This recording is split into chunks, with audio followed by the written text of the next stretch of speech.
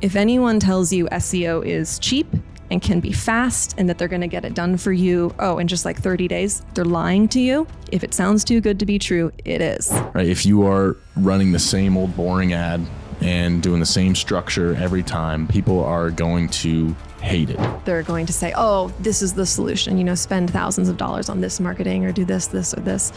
And I want you to be wary of that. Like, the truth is, no one can really guide you without honesty, without knowing you, without researching your market. And so that's why I built Deviant Digital Services.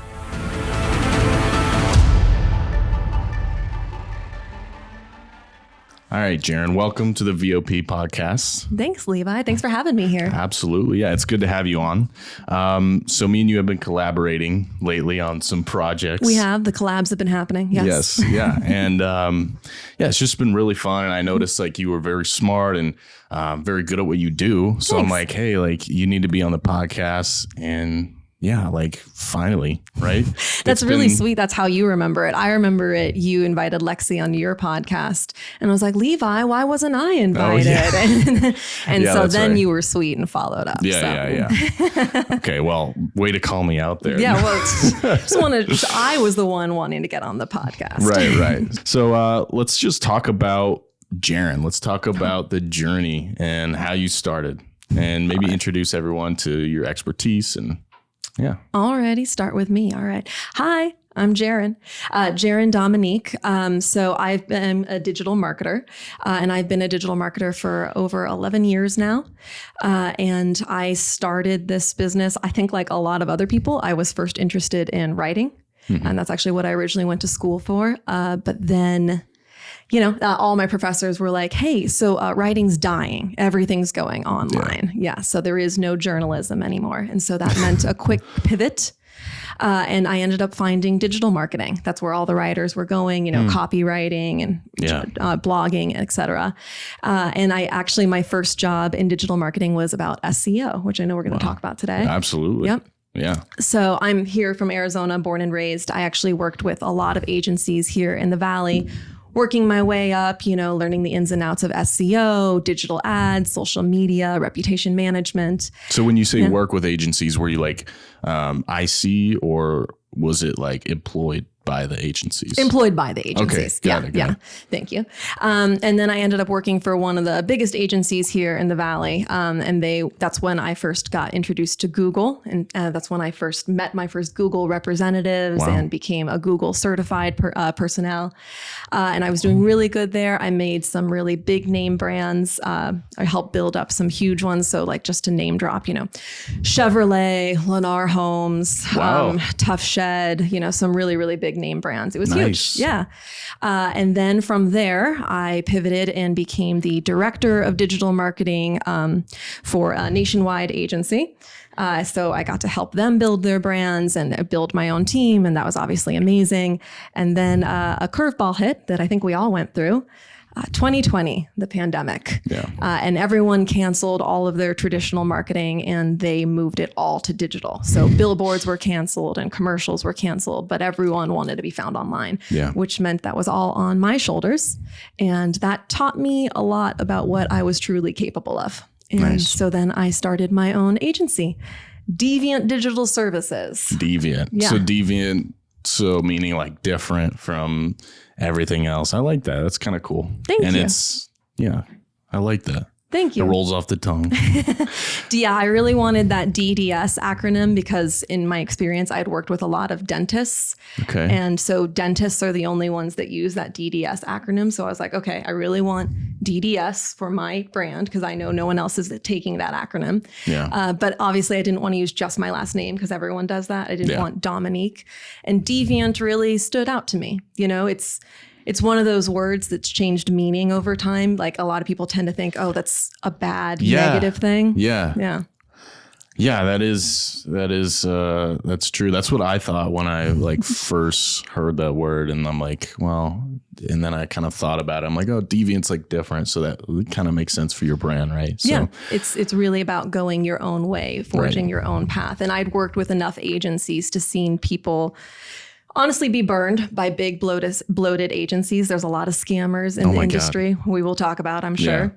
And I really wanted to do something and build something that I could believe in and give people another option. Yeah. And it's been successful. Obviously, we're 4 years into it now. And now my husband, I know he's not on camera, but he works by my side every day. I've built my team based off of peers that I worked with, and I get to collab with great people like you, and it's everything I wanted it to be. Yeah. Forging my own path. That's awesome. And you're really smart. And like I said, you're good at what you do. And it's like, that's really the key to marketing too. Is like what you said is like differentiating your brand from everyone else's, but doing it in a unique way. And, you know, there's this running thing where it's like, you know, marketing it looks easy, right? Because you make it look simple, right? And to the naked eye, it looks very simple, but it's actually super hard. It's super complex. There's a lot that goes behind making you look different. So we'll kind of go into that today. But one of your big expertise is SEO, right? Yes. It's something I literally told her before this. I'm super like excited to learn about SEO because I like don't understand it at all. Most people don't. Yeah. My clients struggle with it. It's like, but the weird thing about SEO is it's always changing, right? Yep. So maybe talk about like your personal SEO strategies, how they've changed throughout the years or the months, I guess, right? Because they change that fast. But yeah, like maybe talk a little bit about that and how you implement your strategies into your clients' process. Absolutely. So SEO, or search engine optimization, for those who are not familiar. Right. I should have. Yeah. That's okay. I get called out. They're like, Jaryn, you use so many acronyms. If you could just slow down for a minute. So search engine optimization. There's actually two main strategies. And then from there, there's obviously a million strategies within those two. So there's local SEO, which is actually what I first got my start with. So, you know, when you do a search and you see those listings come up in the map pack, like the Google Maps? The Google Maps. Yep. That's technically local SEO. And that's a completely different strategy. There's different ways to get you there and ways to optimize there. And then what people are more familiar with, because they don't realize that there's two, is organic SEO. And that usually has to do with your website itself and where your website, that's the actual 10 listings when you do a search online, underneath all the ads, underneath the map. That's where you want your website to be found organically. Right. And those strategies change. It used to be on a monthly basis. Sometimes it's every few weeks. For local SEO, a lot of that strategy happens offsite. When I first got started, it was really just me in a room, and I was just creating listings for people and submitting their information manually for hour by hour just to get it crawlable and get people found.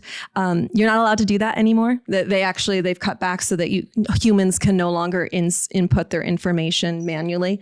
So now you have to use special tools and submit data for businesses to something called aggregators, which, have you heard of those? I've heard of them. When you actually look at how the internet works and the ecosystem of the internet, it's crazy. And then a lot of it actually comes down to these four main aggregators. And they push business information out into the listings, into the search engines. And it's all about getting your details accurate and submitted to them. And then they have to accept it and push it down. So a lot of technical things there that actually have nothing to do with your website. You can do obviously local based pages on your website, but most of a local SEO strategy is happening offsite. Organic SEO is happening on site. Interesting. Yeah.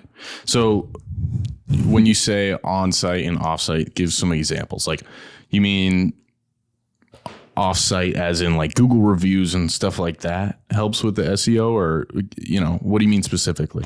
Fair. So many things. So yes, reviews are definitely a factor. Okay. Listings. So a Google business profile is really, really important. Backlinks might be a buzzword people are familiar with. So other websites that are pointing back to you saying, you know what you're talking about, you are a pro. Right. So those would be examples of offsite, or even guest blogging. So if you had a blog somewhere else pointing back to your site. On-site is making sure your site is safe, secure, making sure that it loads fast. Does it have quality content on it, and not just images and not just a sentence? You need a lot of good copy that has good keywords on it. Right. But what search engines like Google always like to say, at the end of the day, what they really want on your site is it fast? Is it safe? And is it offering a good quality experience for the user? So like videos too, right? Because I love video. So I've heard, right? And I've looked up the stats on like how it improves with SEO. Also, like I've heard of like blogs and stuff like that. So you talk about a lot of copyright being, you know, crucial for improving SEO, but what about like videos and blogs and stuff like that? Definitely. So I love blogs. That's an easy way to update your website on a regular basis. So then they can see you're not just stagnant. It's an easy way to fit in more keywords. So that's a quick way to, well, not quick. There's no such thing as quick with SEO, but that's the best way to be updating your site with keywords. Video is fantastic. I think we all know video is king. Everyone loves video. It's another way to get your content out there. It's another way to fit more keywords. You obviously can have special platforms like YouTube, which is actually owned by Google. So yes, you're getting SEO value for being on YouTube. Sometimes there is a pushback because if you load videos on your site directly, that can impact site speed. So that's why partnering with videographers or Vimeo and then embedding the video, that's a much better way to go about that. Right. But exactly. Yeah. Video is very, very, very important for SEO. Absolutely. So like, last thing on SEO, because I know I'm like, people are probably like, stop talking about this, but I love this subject. And I think it's like, I actually think it's going to help a lot of people too, right? So like, what are some mistakes, right, that you see your clients making when it comes to SEO, when it comes to like, they think they need this, but actually it's hurting them? Are there any examples of that? Yes. So the number one example I have with SEO, first of all, I think everyone should be doing SEO. It's a foundational service. It's an important thing that you need to be focusing on, and you need to be, it's not one and done. You need to be constantly working on it. But I think the number one mistake I see is that people want it to be easy. They want it to be, can't you just optimize my site one time? And now I'm going to be at the top of page one, or, oh, we put a couple blogs up. Isn't that it? No, it's a foundational service, but it's definitely one of those, the long game kind of service. You have to keep working at it. Like I always tell my clients, after the 1 year mark of actually working on SEO, it's always, every time you just see their traffic go. And it's just because they're showing that they've committed to it and committed to the work and keep doing it. And there's no quick fix. I have to say this too, because I know I alluded to it earlier. Our industry has become very saturated with a lot of scammers.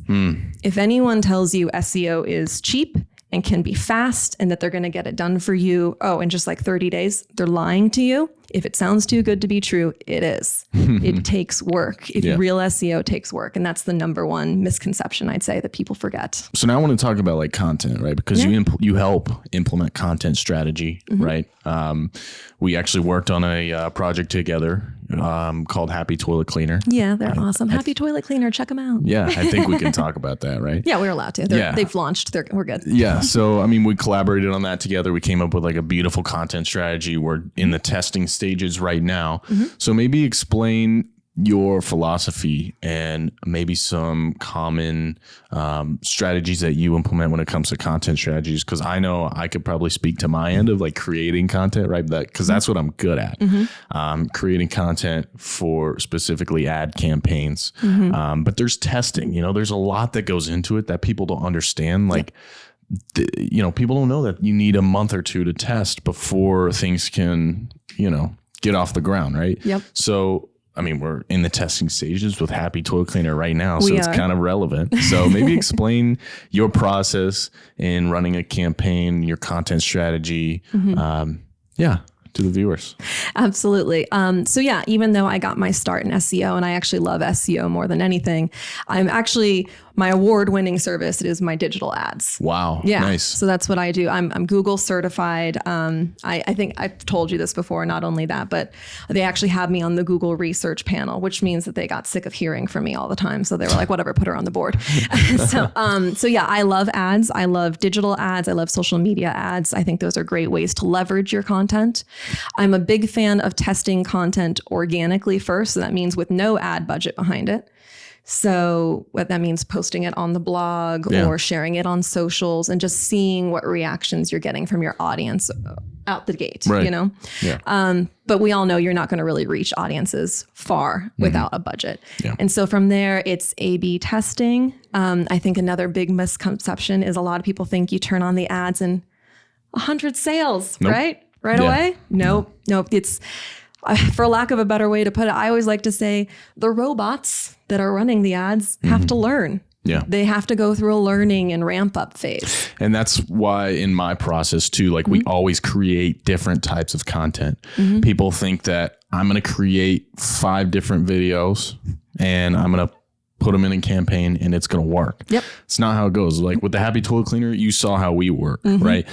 My company, what we do is I think we created 25 videos Yes. for Happy Toilet Cleaner, right? That way, when it goes to you guys, right? You and Lexi and the team at Alecki Media, right? When it goes to those guys or women, they test out. They have a lot of stuff to test out, right? So that's really, really important for people to understand is like you need a lot of different types of content when you're starting out, especially when you're starting from zero and you have no data. You need that diversity in your content. Yep. You know what I mean? I love that you said that too, because this happens all the time where a client says, okay, we're ready. We're ready to do marketing. We're ready to do ads. And we're like, great.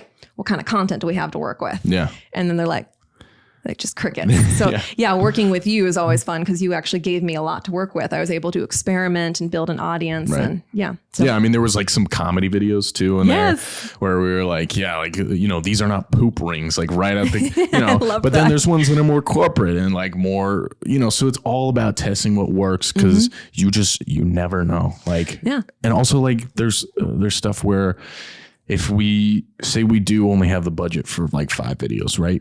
We're always like going back and re-editing if something doesn't work or like maybe changing the hook on one of the videos, right? So there's always like that element of it where you have to change, you have to adapt to the situation. And that's where people like you come in. You need someone who's very skilled and knows what they're doing to be able to identify those I guess gaps, you know, or and metrics. those metrics, right? So that's actually a good topic, like measuring success in ads.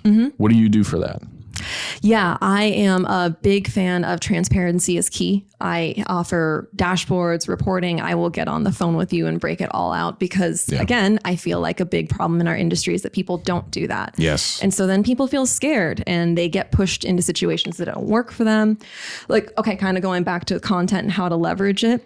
What if a video does really, really good on one platform, but it's really not good on another? That doesn't mean there's something wrong with the video, but you have to be able to read those audience signals and see the reports and always measure it and then go back.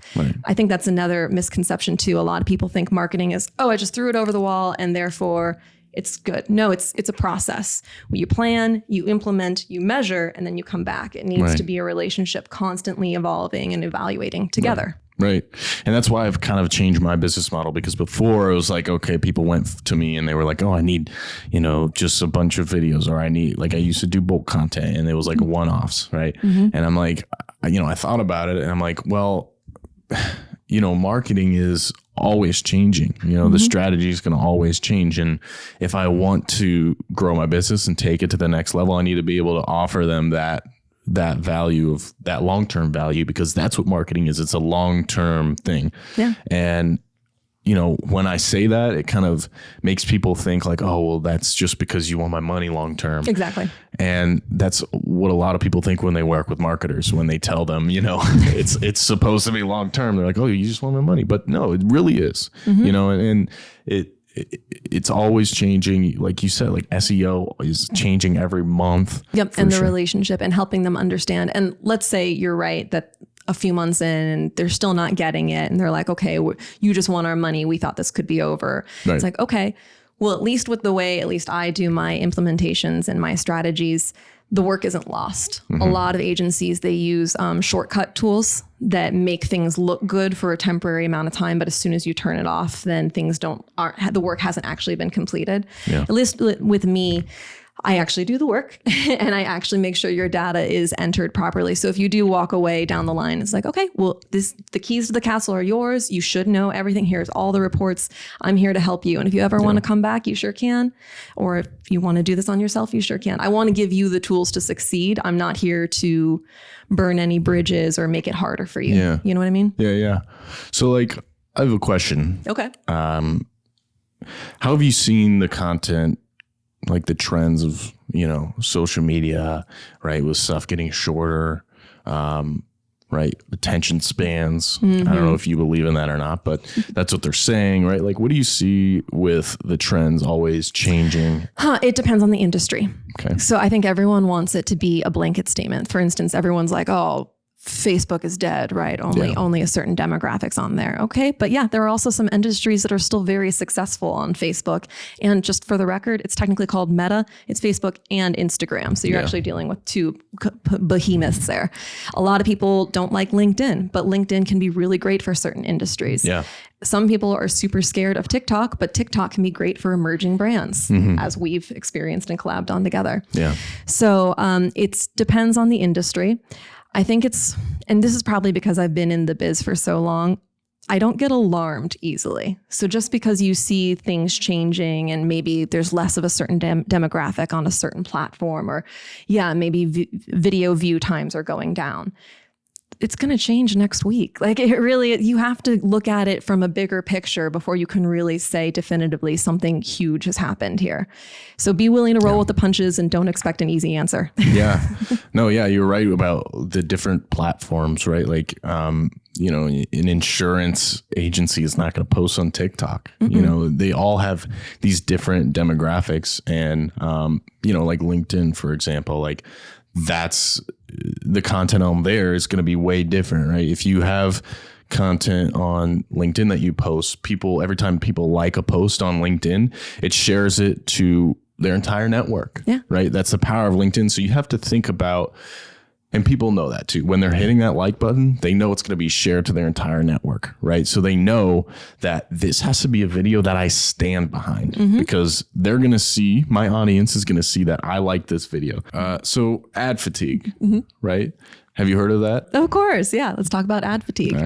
All right. So ad fatigue is usually from the user perspective. And it's when you are seeing the same ad over and over again, whether it's online or it's the same commercial or you're getting the same email marketing, but it's basically the same message over and over. I like to use my husband as an example because he gets over marketed to like constantly from this one brand that he bought from like once, like they send him emails, he sees their ads, and it finally got to the point where he's all like, to heck with them. I'm never buying from them again. You know, so I think that's a good example of ad fatigue. And obviously a way to avoid ad fatigue is to work with marketers that help you, hold you to a schedule and say that you're updating things every few months, every quarter at least, and getting you more and more content out there, like the content you provide. Yeah. And it is a real thing, right? Because we have all experienced ad fatigue. Maybe people just haven't heard that term, but everyone's experienced it, right? You think of like that commercial that you have watched before and that you just hate, and it almost repels you against that brand, right? So there's a lot of commercials, a lot of social media advertisements out there are super saturated. That's why it's important for you to stand out, because, and also like diversity of content too, right? If you are running the same old boring ad and doing the same structure every time, people are going to hate it over time. They're going to keep seeing the same thing. They're going to hate it. They're going to be like, oh my God, this is just a same structure, different characters in the ad, whatever. Correct. Right? So they're going to scroll past it. Yep. So that's why it's super important. And that's why in my process, right, when I work with or partner with companies like yours to help businesses grow, is like, you have to have that diversity of content. Like when we did the project with Happy Toilet Cleaner, right? We did 25 videos, and that's just one quarter, right? So next quarter, we're going to do another batch of videos and another batch of videos. So it's always that cycle of refreshing that's going to be the most effective when you're running ads. And that's how you avoid ad fatigue, to me, at least. Right? No, I completely agree. It's also being aware. Like, I think you and I were talking about it before, but I hate it when I see commercials and they're clearly in the wrong market. So like maybe it's a school in Ohio, but they're running it in Arizona, or it's clearly meant to be a holiday ad, but they're running it in the middle of summer. It's like, that's just sloppy work right there. Like, be aware of your audience, be aware of the scheduling. Right. But yeah, just be aware is the big thing, and have humans in there, which I think brings us to our next topic. Yeah, as well. yeah. We could talk about AI for sure. So I'm actually curious to know what type of tools that you have been using in your business, because I know I have been using a lot. So yeah, maybe talk a little bit about AI and what you think of it. Sure. So I love AI. I'm a big fan. I'm not scared of AI at all. I think it's really cute that some people are, but I think that's just because it's an emerging industry. I have been technically using AI for my entire career, because technically Google's search algorithms were utilizing AI features to learn. So I've been working with it for a long time. But now that we're at this forefront where AI is part of the public sector, there's a lot more tools that I get to utilize that's really, really helpful. Right. So I actually utilize a meeting recorder. So that's really, really fun. And they'll actually listen to the whole meeting, and they'll give me notes and action items and send recaps to everyone. So that's fantastic. I think you use something similar as well. Otter AI. Yeah. No, there's tools that are out there that are amazing that, we use even to like edit podcasts. Now we have this thing called Autopod. Right. And it edits an entire podcast in like 30 seconds. And you can literally see it happening in the Premiere Pro timeline where you see it live. And it's just incredible, the stuff that's coming out, and 100% accuracy. I've been using it for like 4 months now. And just these tools have gotten so advanced. Right. And when you think about AI, a lot of people don't think about it, but AI is really what it is self-learning. It's artificial intelligence. So if you think about like a hockey stick graph or like an exponential graph, it's going to keep learning and keep learning, keep getting better and better and faster, right? So we had Lucas on the other day, and he was talking about how, AI is at the worst it will ever be. And it's really true when you think about it, because, it's going to keep learning and keep improving. So it's kind of freaky to think about that. I like it though. It's an exciting time to be a part of it. Other tools that I utilize, I do utilize some of the content creation, but then I have content rewriting tools as well. And the reason that I utilize that, I actually plug them into my SEO tools, because if you think about it, it is bots that are crawling your site and figuring out if you should be in the search rankings. And so I like to use the bots to help write the content to get the keywords. So using bots to talk to the bots, basically. Yeah. So I mean, I want to talk about like the human element too. Okay. Right. Yeah. Like what do you experience with that? Do you think that we'll always need that human connection, or do you think AI will maybe take over a little bit of that? And what are your thoughts? No, I definitely don't think they're going to replace humans. I mean, at least maybe not in our generation. We'll see where it goes, right? Yeah. But no, at this point, I'm not afraid of that. I do view them as a tool. One of my favorite metaphors that I've heard is that some people are going to like fake plants, but a lot of people like real plants. And I think that's the same thing with humanity. You can tell the difference between what AI wrote versus what a human wrote. And so, AI is great for brainstorming content or getting an outline together, but you still need that human element to come in. And I do think that the audience responds better to that. Yeah. And I had a conversation with my dad actually recently, and he's like kind of an old timer, right? And he equates it to auto-tune. So when you think about auto-tune, right, like AI, he equates AI to auto-tune. When you think about auto-tune, and when it came out, people started using it very heavily, and it was very popular.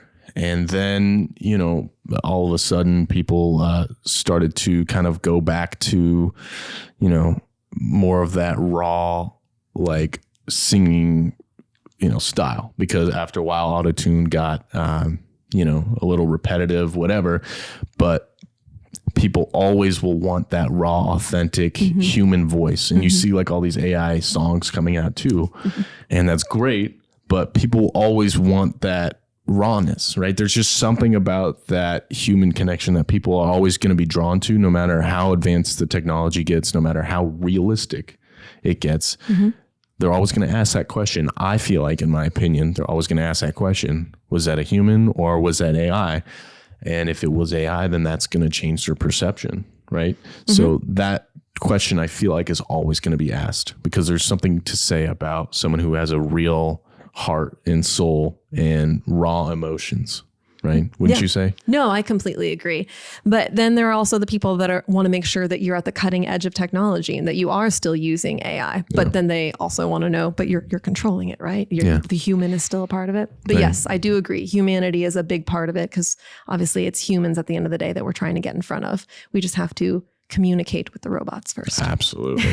Yeah. So how are you adapting to all this change? Is there any changes in your process? Are you downsizing, or how are you adapting to this crazy new technological world? Yeah. At my company, Deviant Digital Services, no, we are not downsizing. We are actually in a period of growth. It's very exciting. Yeah. I have my small team here, not here. We're all across the nation. But we're working actually more in sync than ever because of AI, I'd say. Our communication, our brainstorming sessions, like actually outlining strategies. I think that's actually gotten a lot better because of AI tools improving our communication. And, what maybe used to take us 3 hours, it's like, oh, it's done in 30 minutes. So now we can actually have big conversations about what the next steps are. Right. Yeah. That's another thing. It's taking care of those menial tasks. So you can focus on those big picture ideas. And I've noticed that it's freed up so much time for me. Like, I mentioned Otter, using that for sales meetings, right? Or discovery meetings. I can then use the notes from the discovery meeting, ask Otter AI. It gives me a really good prompt that I can then put in my proposal and edit myself, right? So it just saves so much freaking time. And again, allows me to have those impactful conversations. Yeah. Because when you're thinking, linearly, that's when, you're doing work, you're doing just busy work. You're thinking really linearly versus, when you leave AI to do that stuff, you can take a step back and have that capacity to think creatively. It's like that whole thing, working on the business, not in the business. Exactly. Whatever. That's what AI allows you to do, especially I feel like it's really important, especially people starting out, to use AI so that they have that capacity to take a step back and think about big picture stuff. Exactly. It is a tool. It is not a solution. To your point with humanity, we still need humans. We still need that creative element, but it is absolutely a vital tool, and it's taking the whole industry to the next level. Right. Yeah. So let's wrap up here. Okay. Right. So I always ask a question, what's one thing that you would leave the audience with? Because we talked about a lot today. We've talked about SEO. We've talked about content. We've talked about paid ads. We talked about AI, right? If you could leave the audience with one message, right? And maybe it's something you tell your clients. Maybe it's something you always just say in general. If you could leave them with one message, what would it be? Yeah.